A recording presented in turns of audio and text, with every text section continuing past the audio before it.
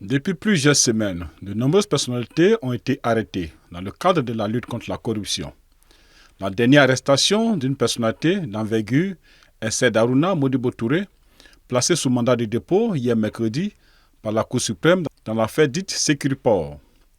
Le dossier remonte à septembre 2016. Le Conseil des ministres, sous la présidence de feu Ibrahim Boubacar Keïta, avait alors adopté un décret approuvant un contrat de concession entre le gouvernement du Mali et la société Securiport pour la fourniture d'un système de sécurité pour l'aviation civile et l'immigration. L'ancien ministre de la Jeunesse et des Sports a, durant son audition, clamé son innocence.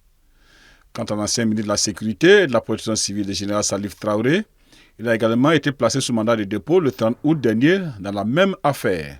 Adama Sangaré, maire du district de Bamako depuis 2007, a été placé sous mandat de dépôt le 20 septembre dernier.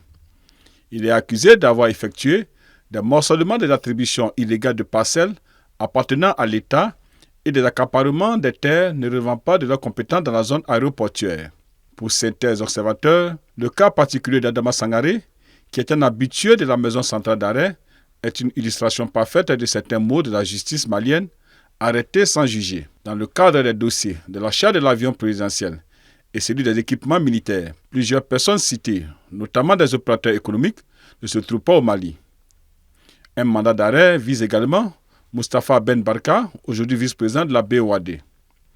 L'absence de ces personnes, ainsi que les décès de certains responsables, notamment Soumaïla Boubé Maïga, complique l'instruction de ces affaires. Madame Boiré Fili Sissoko, ancienne ministre de l'économie et des finances, de 2013 à 2015, est placée sous mandat de dépôt depuis le 26 août 2021 dans l'affaire dite de l'avion présidentiel et de l'achat des équipements militaires. Dans une lettre ouverte envoyée au président de la transition le 26 août 2022, elle avait réclamé la tenue de son procès. Selon une source judiciaire, une cour d'assises spéciale devrait être convoquée pour qu'un jugement ait lieu.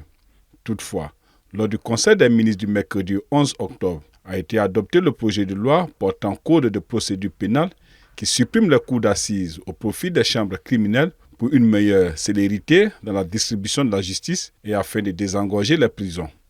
Selon une autre source, la lenteur dans les procédures s'explique aussi par les changements intervenus au niveau des juridictions. Plusieurs magistrats ont été remplacés. L'ancien président de l'Assemblée nationale, de 2013 à 2020, Isiaka Sidibé, est lui aussi à la maison centrale d'arrêt de Bamako depuis le 9 août 2023. Accusé d'atteinte au bien public, l'ancien député a été mis aux arrêts, ainsi que son ex-directeur financier et actuel président de la Fédération malienne de football, Mamoutou Touré Dibavier. Selon nos informations, le président de la FEMAFOOT, Mamoutou Touré, a été entendu par un juge d'instruction le 27 septembre. Il a clamé son innocence des faits qui lui sont reprochés. Soupçonné de malversations financières, Abdraman Niang, ancien président de la Haute Cour de justice, a été placé sous mandat de dépôt depuis septembre. Après 2 semaines de détention, la santé de Niang, octogénaire, s'est considérablement dégradée, nécessitant une évacuation dans une clinique pour des soins. D'autres anciens ministres d'Ibeka, contraints à l'exil, sont visés depuis le 25 juillet 2022 par des mandats d'arrêt internationaux pour crimes de faux, usage de faux et atteinte aux biens publics, dans l'affaire dite Paramout, qui remonte à 2015. Il s'agit d'un ancien ministre de l'économie et des finances, Boubou Sissé, et Mamadou Igor Diarra, et de l'ancien ministre de la Défense et des anciens combattants, Tiema Hubert Koulibaly, ainsi que plusieurs opérateurs économiques, notamment Babali Ba, ancien PDG de la BMS.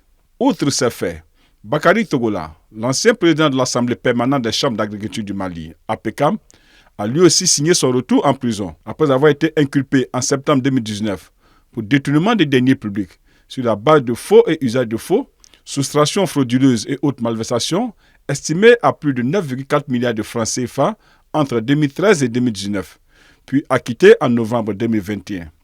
Toutes ces personnes bénéficient de la présomption d'innocence tant qu'elles ne sont pas condamnées.